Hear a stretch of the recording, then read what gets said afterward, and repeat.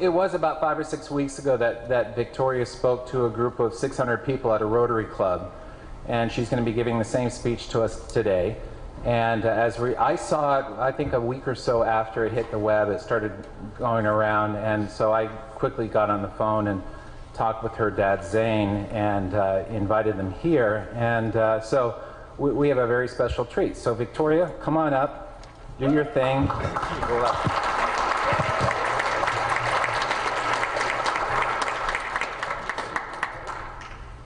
Have you ever wondered why Canada is in debt?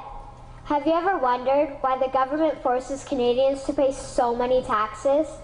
Have you ever wondered why the bankers from the largest private banks are becoming wealthier and the rest of us are not? Have you ever wondered why the gross national debt is over $800 billion? Or why we are spending $160 million a day on the interest of the national debt? That's $60 billion a year. Have you ever wondered who receives the $60 billion? What I have discovered is the banks and the government have colluded to financially enslave the people of Canada. I will share with you 3 important points of reference, which will hopefully spark enough interest and concern for you to continue the research on your own and to engage your government to stop this criminal act against the people of Canada. First, we will briefly examine the Bank of Canada. Second, we will see how our banking system works today. And lastly, I will offer a viable solution that we can petition our government to implement. A very little known figure in Canadian history is J.L. Grant McGeer. He was a lawyer, Member of Parliament, and Mayor of Vancouver. His contribution to Canada is probably the greatest in our history. He championed the creation of the National Bank of Canada, whose sole purpose is to create and manage Canada's money. It was formed on July 3, 1934, and owned by all Canadians. Until the 1970s, because of the Bank of Canada, Canada's national debt was held at a constant, manageable level, until the government decided to implement what we now have as our modern-day banking system that is robbing the Canadian people. So how are they robbing us? Allow me to explain how our private banks and government work today. First, the Canadian government borrows money from the private banks. They then lend the debt-based money to Canada with compounded interest.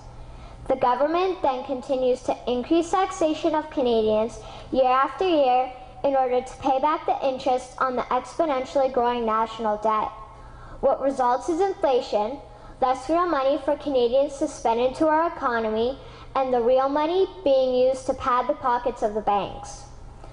Also, the government gave the banks the ability to loan out money that doesn't exist in the form of loans.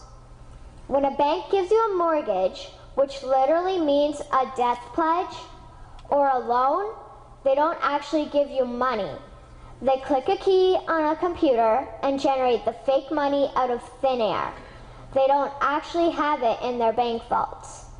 Presently, the banks only have $4 billion on reserve, but they have loaned out over $1.5 trillion.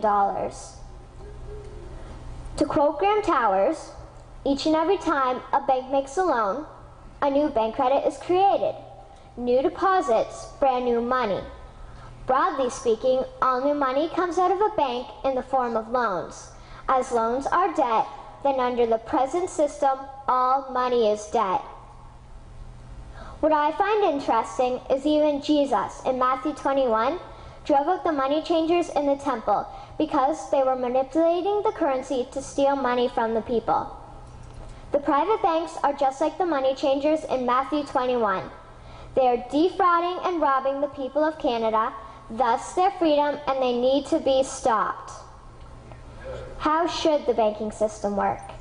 In an infamous interview, Mr. McGeer asked Mr. Towers, "Can you tell me why a government with power to create money should give that power away to a private monopoly and then borrow that which Parliament can create itself back at interest to the point of national bankruptcy?" Mr. Towers replied, "If Parliament wants to change the form of operating the banking system, then certainly that is within the powers of Parliament. In other words, if the Canadian government needs money, they can borrow it directly from the Bank of Canada. The people would then pay fair taxes to repay the Bank of Canada. This tax money would in turn get injected back into our economic infrastructure and the debt would be wiped out.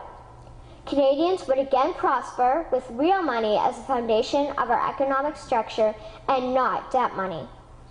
Regarding the debt money owed to the private banks, such as the Royal Bank, we would simply have the Bank of Canada print the money owing, hand it over to the private banks, and then clear the debt with the Bank of Canada. And yes, we have the power and lawful right to do so.